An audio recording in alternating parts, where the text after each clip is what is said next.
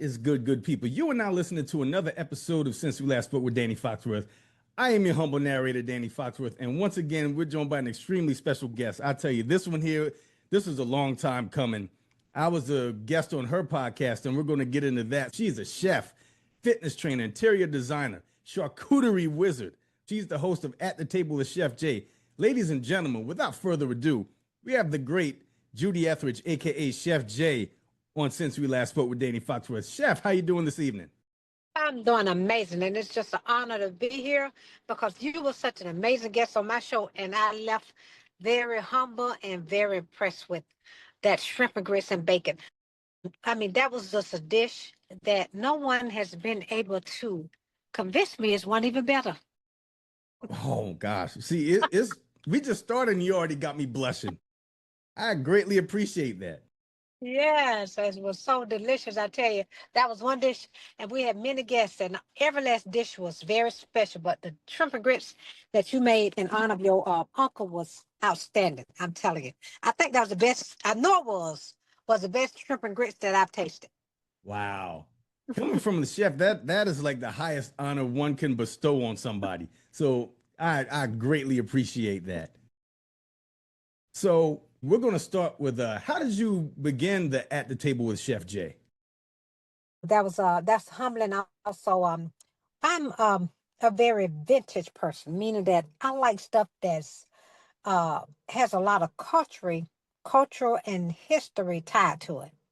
And so I was saying, well, I want to write a cookbook, but I didn't want the book to be about me. I didn't want the cookbook to be about recipes that I like. I want the cookbook to be about community. I wanted to be about conversations.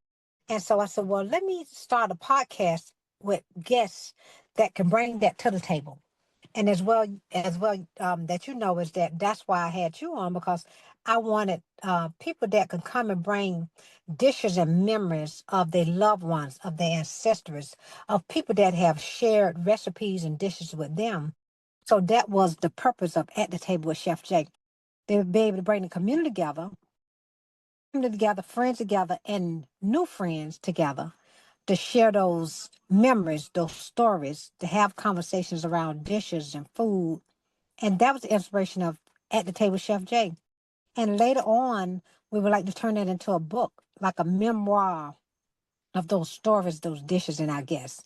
So I would say that would be the inspiration. I love vintage stuff, and I love stuff that's from our past, but great things from our past, why we are here the way we are, and, what causes to be here. And I find that in our culture, that's how our family shared and showed love, was around dishes, around memories. And that's what I would say the inspiration of At the Table with Chef Jay was about. And I'm so thankful that I was able to be a part of that because that's one of my favorite things to watch on YouTube. And I saw you just put out a new episode like a few days ago when y'all made pancakes, and I've tuned into that one too. Yes. Yes. Thank you so much. Yeah, we've had some great guests and some amazing stories. And it just warmed my heart to see that people want to come and share those memories, those stories, and those dishes. I just love that. And speaking of keeping things vintage and talking about traditions, let's take it back just a few years. What was life like for a young chef? Oh my goodness. Okay, so when I was growing up, that's how I became. It's so interesting you asked that question. That's how I became a female farmer, because I came from a family of farmers.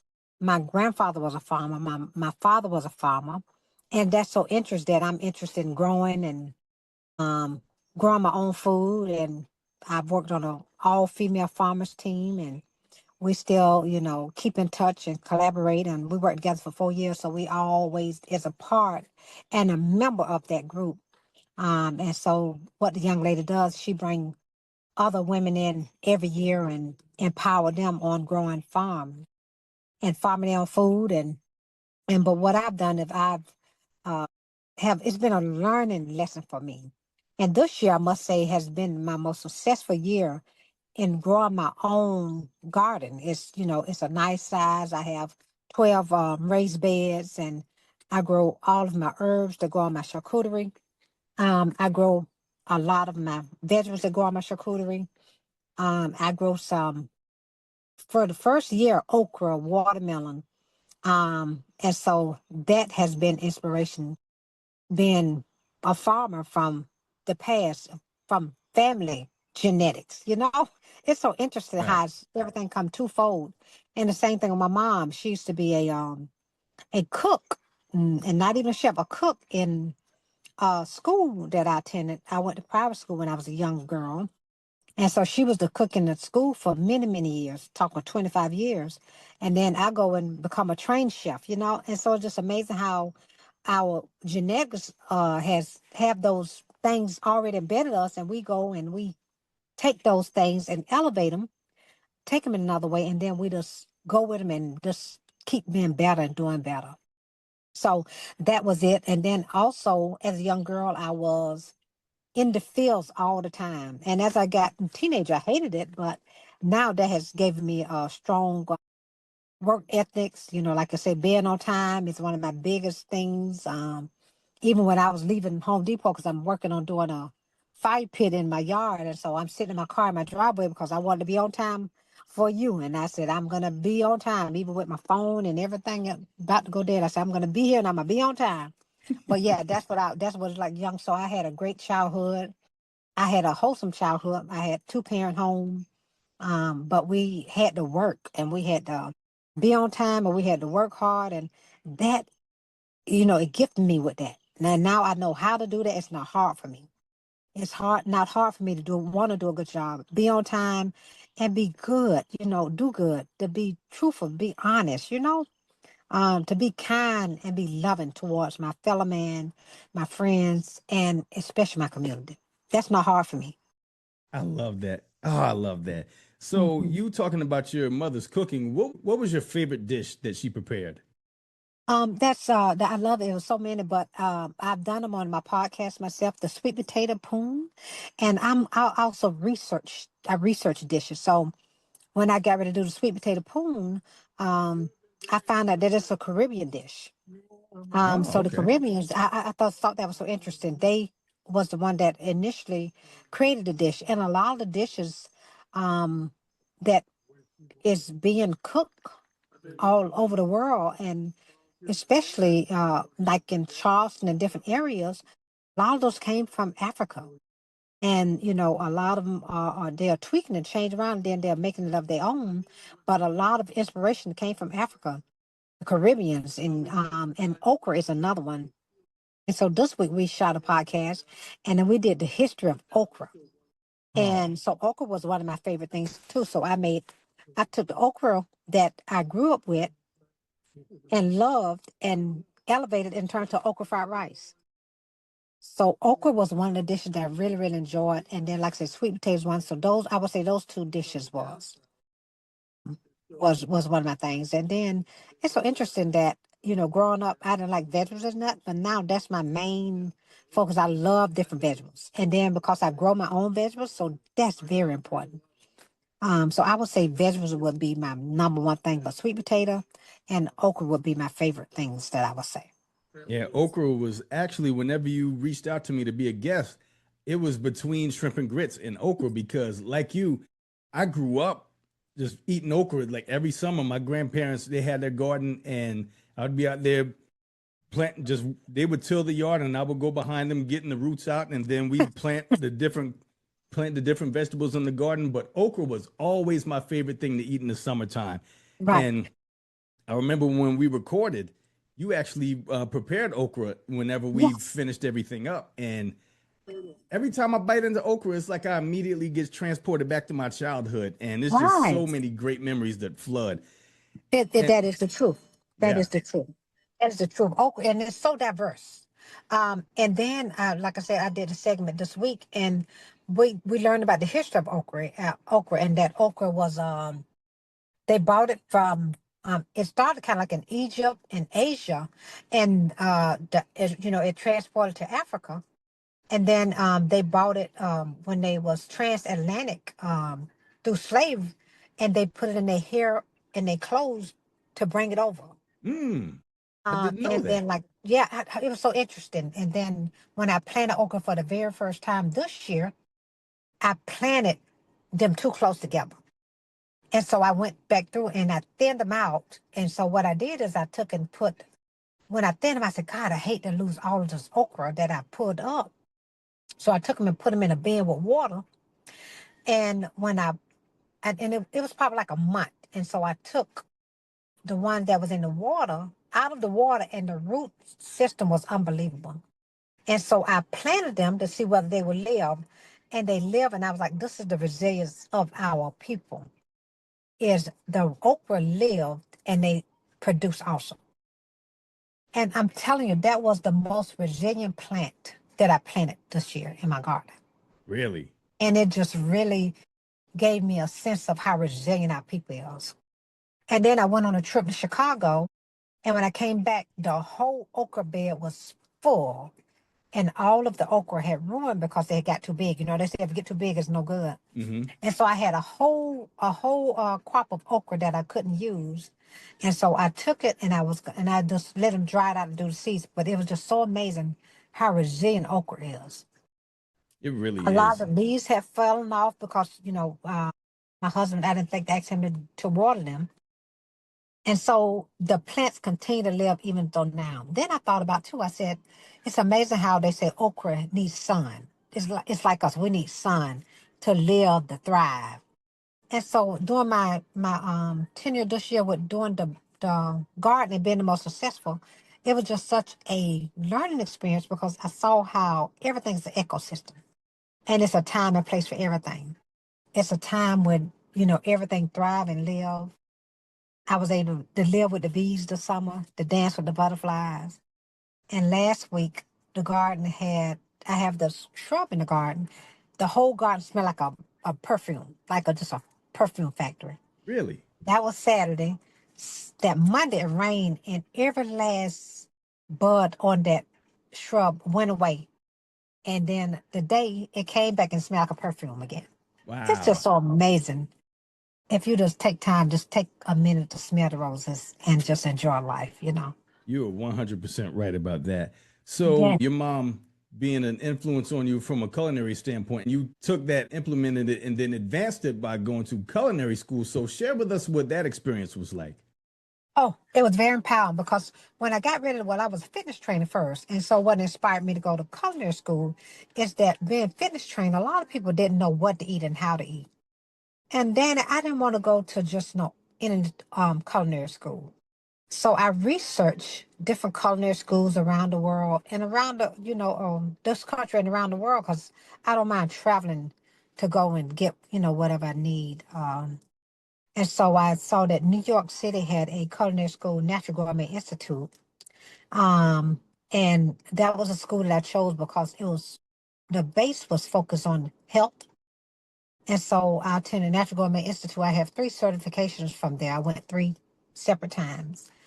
So I invested in my education as not just being a chef, but one that really focused on health and well-being. And so I have a certification in cooking for people with illness. So our focus was mainly on diabetes, heart disease, cancer. Um, that was one of my certification was in that. And then the second certification was I went back after a year and it was on culinary nutrition. So I work with athletes um, that need nutrition or anybody that's ill or anybody that's in G that work out that need, not only just eating, but nutrition. So I've created a detox program, a wellness program, and nutrition program, and around the learning of that. And then I went back for another certification in vegan bacon. And when everybody asks, well, why you went back for vegan bacon? Well, you have those groups that can't eat butter or cheese or egg. And so I wanted to specialize in vegan bacon. So that was my inspiration to go to culinary school was because as a community to make sure that we can have a balance if someone need the wellness. Now I'm a chef that cook anything and everything, but if I have a client that need health and wellness, I know how to specialize in that also.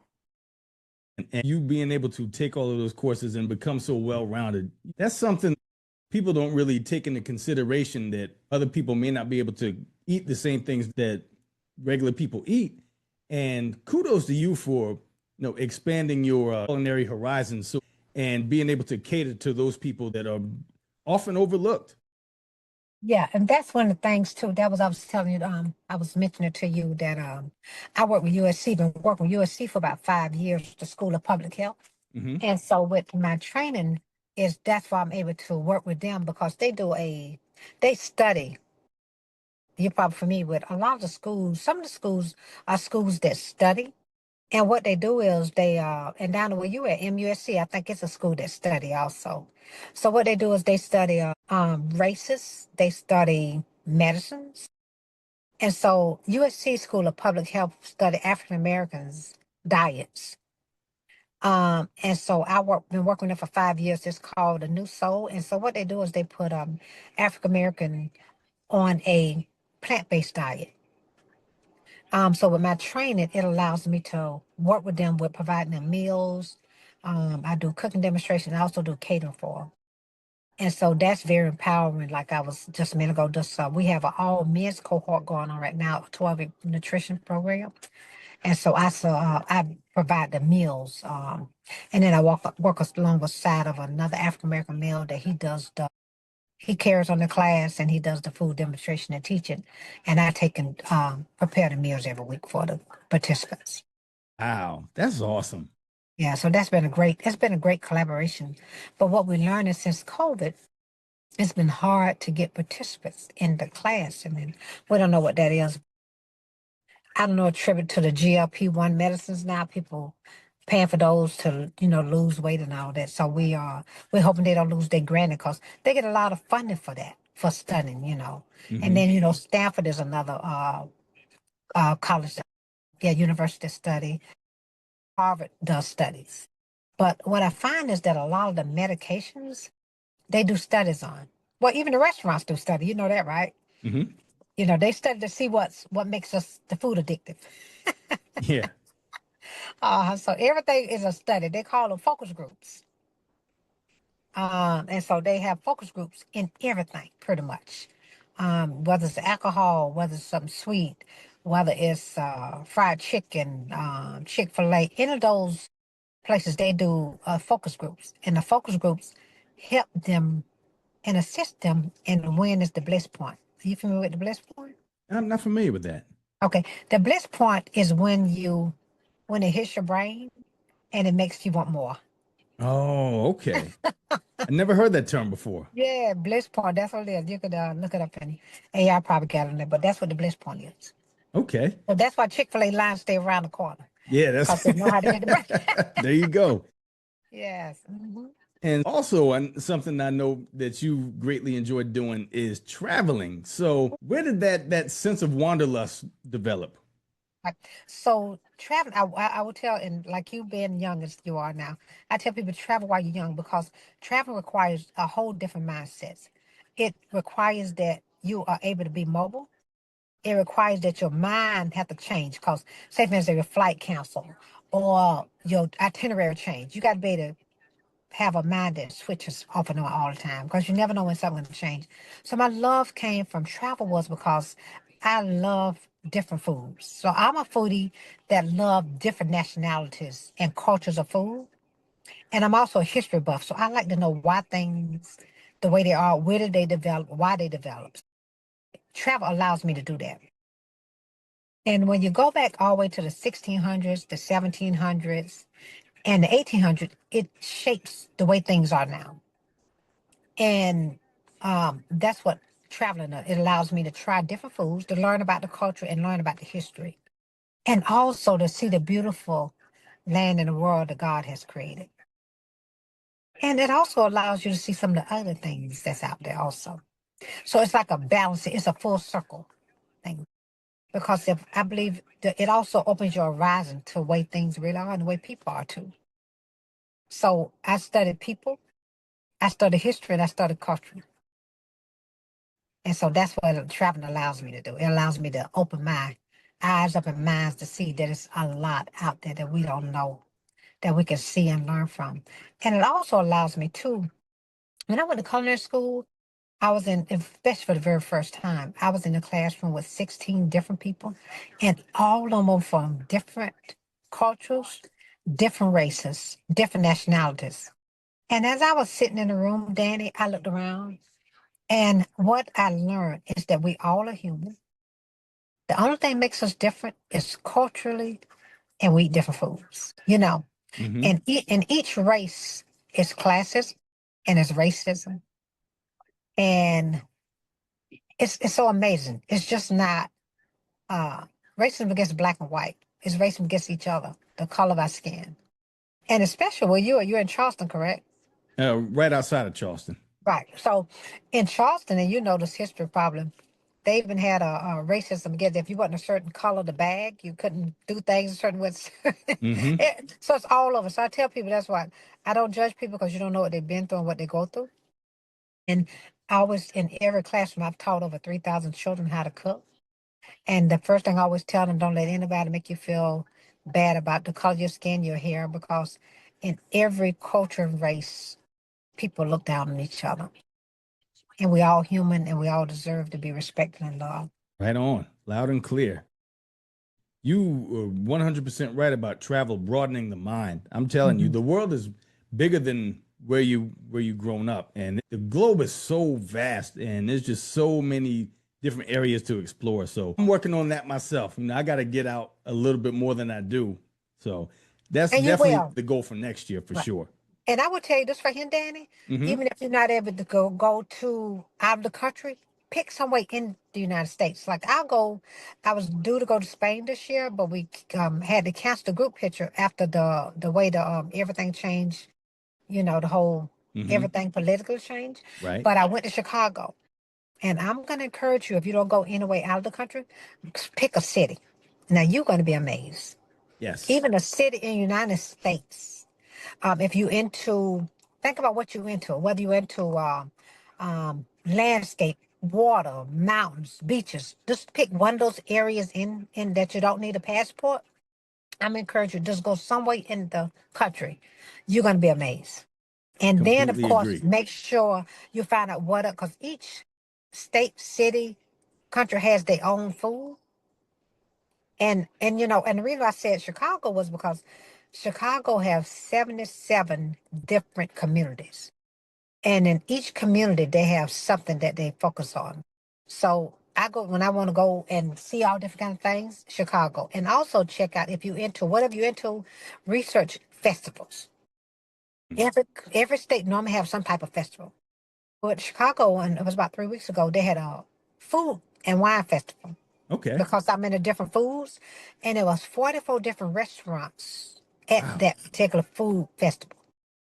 And the food that I chose was Puerto Rican. So I'm always into different nationality, Puerto Rican. And then I got a chance to try the Dubai chocolate. Have you tried that? No, I've never heard of Dubai. Yeah, look it up. That's the new race. So there's a trend for everything. The Dubai chocolate's the new trend. It was kind of okay. It was a little overrated, but but go to a city, go to Jamaica, go to a Caribbean island. You're gonna be amazed. So don't plan if you want to plan a big like around the world something that's fine, but just go to a different state. You're gonna be amazed. Yeah, And yeah. Charleston, you have a lot to offer. Other parts of Charleston is different. That's true. It's Mm-hmm. very true. Yeah.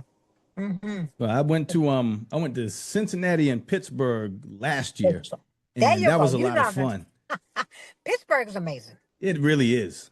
Yes, they have beautiful, beautiful food. They have beautiful food, and they also have a beautiful landscape. I love Pittsburgh because Me I'm a too. Pittsburgh still, so I went to one of the games. Okay. Hmm. Yeah, I went there back in September of last year, and I was just blown away. And I cannot wait to go back.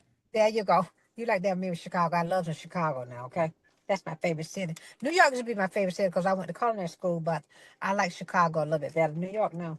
Okay. Hmm. And then also I was always curious because I see you and I always see Mr. Nate, your husband, right along with you. So how did y'all meet? Okay, so we've been together 40 years, Wow, and congratulations. yeah, I know. I'm telling you, we've been together a long time, so we're partners in crime. Um, we met. oh, I'm also in the beauty world, and his nephew worked for SLED, and a lot of the young ladies that I used to see in service was SLED, SLED. So we was at a party. They and we just met, caught each other eye, and we've been pretty much together ever since then. So uh it was just meant to be, I think. And we've been partners ever since. So, do you remember y'all's Yeah. first date? Yeah, let me see. Our first date was in New Orleans. Wow. So yeah, so we met and like it was so interesting. I had a daughter at 3 and he had a daughter at 8. So I would during the weekdays I didn't see anybody. I normally was busy doing my work and see about my daughter. And then on the weekend my daughter would visit my mom. And so we would date then on the weekend. Okay. Because like I said, one thing about me, I always had my priorities in order. So I would always make sure my daughter was very well taken care of. And so we've been together since she's been 3 and she's 42 now. Yep, and his daughter is 48. Okay. Yep. And so that's how we met. We met just by being at a party, and it was nothing. I didn't like him either. I just had got out of a bad relationship. Hmm. And then that was a Saturday. This is so interesting. The next day, which is a Sunday, I was in Balo because me and my sister were very close. As a matter of fact, she's the one that listen to this right here. I purchased my soil from her. That's how my success, my garden has been. She is my garden coach now. Kidding. So she comes to bring me my soil. She's already bought my soil from my winter garden, and so she helps me and keeps me on track because she's really good at it. You have that one in your family, 7 of us. One in the family that gets all of I'm the baby girl, so she knows how to does all the canning. She know how to do all the farming. So she makes her own soil, and she brings me her soil to make sure my crop grows very well, and it does very well. So I was on the way to her house and she had me stop at Bilo, which is right on Broad River Road. And we had just seen each other at the party that Saturday night. And so I still wasn't interested and I spoke to him and I spoke to his nephew and I kept going. And then we was on Broad River Road. I was working at another salon at one point in time and we just kept running into each other. And then he started coming to get his health service and then he kept asking me out and I was like, no, I wasn't interested in no seeing each other. And so one night he asked me to out and we've been out, we've been going ever since. I've never broken up or anything. And like I said, that's 40 something years ago. Yeah. So, what is it that you love the most about him? He is very kind and he is very supportive. And that's what you say when you see him, you see me because we just support each other. Very supportive. I can pretty much ask him to do anything he doing. As a matter of fact, uh, he was outside just a minute ago digging up I have some volunteer palm trees and he was digging them up. He pretty much will do anything I ask him to do, and I'll do the same. So we just very supportive of each other, very kind, and we fall out, but we make back up real fast. We just been great for each other. You know how you just enhance and help each other. And like I say, I tell people the relationship is not perfect, but we know we have each other back. And we respect each other. Hey, that's important right Yeah, there. but It's just, what they say, yeah. They say teeth and tongue fall out. yeah. And we've also worked together. And so in my family, we pretty much have been entrepreneurs. So when we met, um, I was already an entrepreneur. I had my own business. And so he was working for someone. And so I convinced him to come on and be in the entrepreneur space. And so he did. And we've been working side by side ever since. And so we've just grown our business together and we've done the ups and downs. We've been successful. We failed together and we've picked each other up and been successful and failed. We've done that up and down. We've been successful at many projects and we failed at many projects. But you Yeah, so keep we have on several going. businesses together. Yes, that's it. We keep each other going. I'm telling you right now, Danny.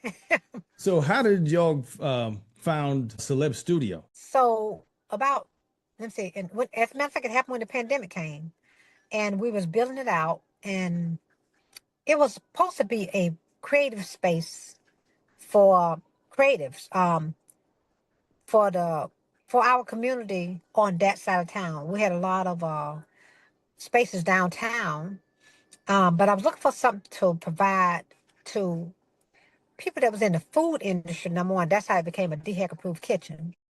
For people that was in the space that needed a DHEC approved kitchen, needed a permit, and for creatives that needed a space to come to. But when the pandemic came, we all know that everything shut down. A lot of people started working from home. A lot of businesses closed down. So, you know, the new word then, remember we talk about food has trends, words has trend. Everybody was pivoting, trying to see what worked, what didn't work. And so in the meantime, we was trying to figure out what could I do with the space. So we started having events. Once everything opened back up, we started letting nonprofits come in, small business come in to, you know, do events that wasn't costing them arm and leg. And we would offer them catering if they needed it. We don't require them to use us, you know, as come, but they can have a DHEC-approved kitchen. But we also provide a permitted commissary kitchen to food trucks or caterers, you know. A lot of people catering out of the home, which is illegal. To cater out your home, you need to supposed to be out of a commissary kitchen, especially if you working with different foods. If you're doing like cakes, I think, or cookies, but anything dealing with cheese and meat, cooking, is supposed to be provided out of a DHEC-approved kitchen. So that's what we ultimately turned the space into. And then we partner with Kevin with Focus Media, where it's a peer space, so people can come out and do their podcast in there, and they provide a service. So now it's a diverse space. We have offices in there where people can rent out an office. So that has been the thing now. Now we have what's called one person desk. We have that next door, about 3 doors down from that. And so we offer studio suites in, we have 5 locations for people that's looking for a small studio space where they don't have a high overhead. It includes all of their water, their electricity. All they do is just pay a small amount of lease, and they have their own space. So Wow, that's our Celeb Studio. And shout out to you and Mr. Nate for just reinvesting back in the community in the way that y'all are just giving back. Acts of love and services is such a lost art. And I appreciate the two of you for keeping that alive. Yes, that's so important. I always tell people it's not always about you. It's not always about what you can take, but it's also about what you can give, you know? That's true. And I think that has been one of the most successful things we've done is give and elevate, you know, other people. And that in turn, you know, helps you to be a better person. Absolutely. So now we're going to get into the 5-question segment. So with this segment, the first and last question are the same question I ask every guest I have on here. And questions 2 through 4 are 100% random. So question number 1, what was Chef Jay's go-to school lunch items? School lunch item? Oh, that's a good one. Let me see. I would say peanut butter and jelly sandwich. Let's go. Can't go wrong with that. No, you can't go wrong with peanut butter and jelly sandwich because it's filling. It's got, I think it got all the different flavors. It's got soft moist bread. It has something sweet, and then it has something kind of salty.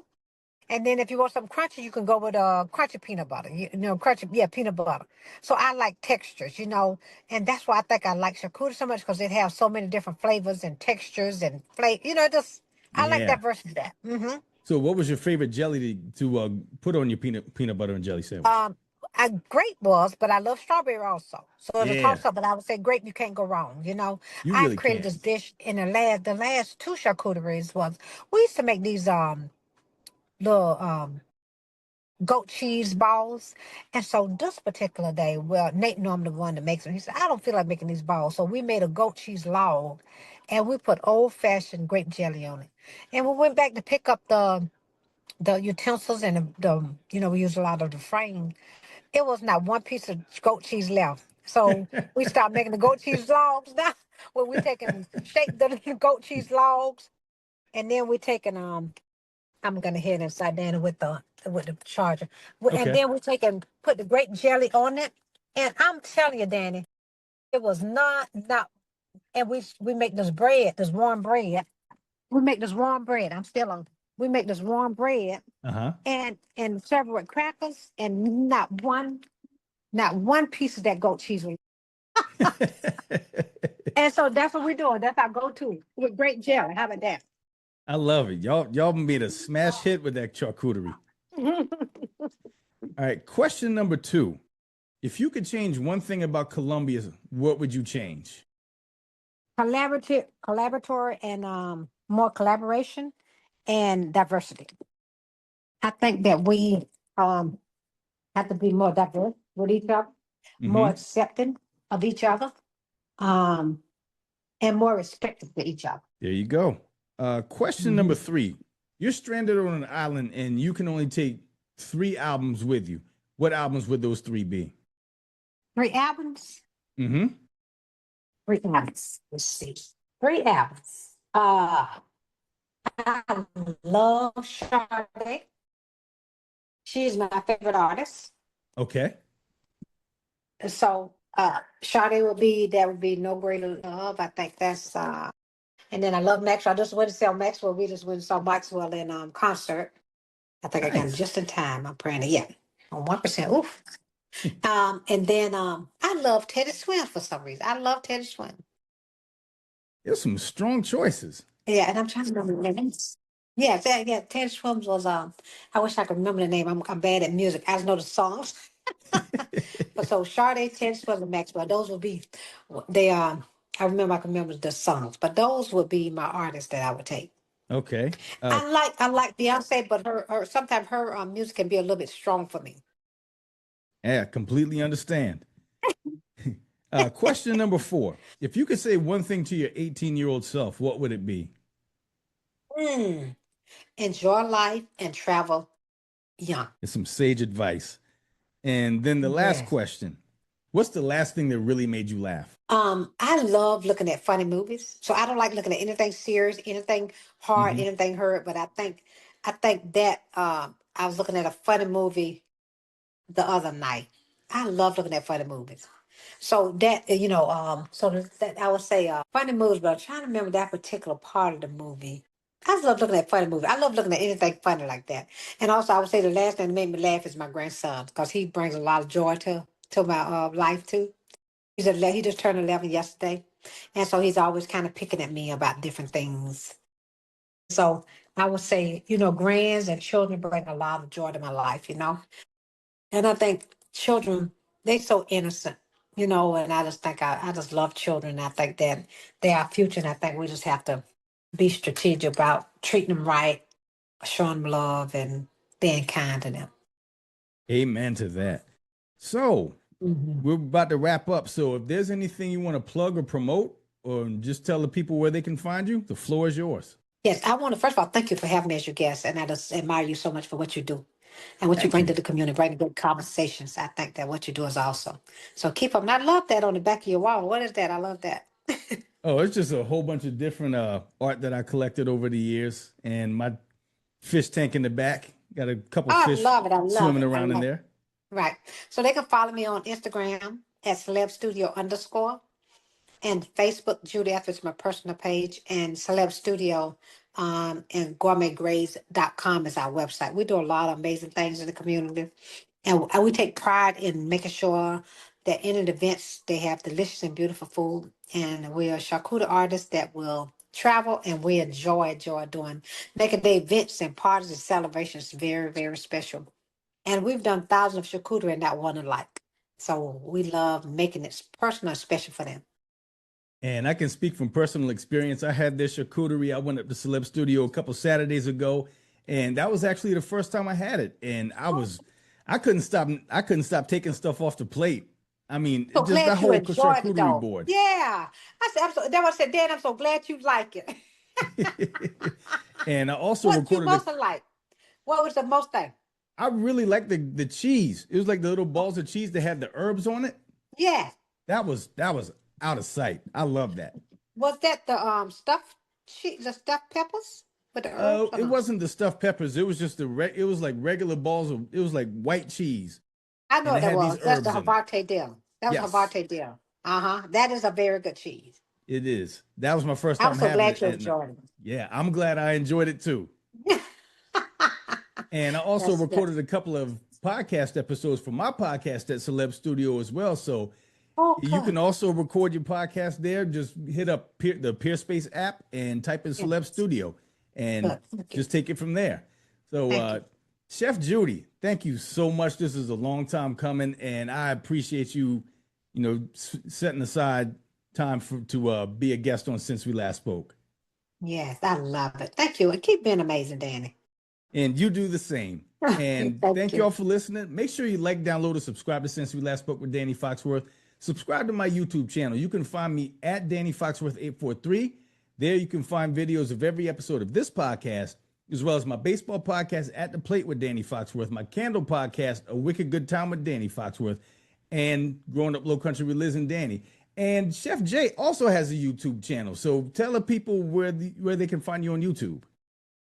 Thank you so much for that, Danny. Yeah, it's At the Table with Chef Jay on YouTube. And we love for you to subscribe and like our page And I'll because we have try to grow our community. Hmm.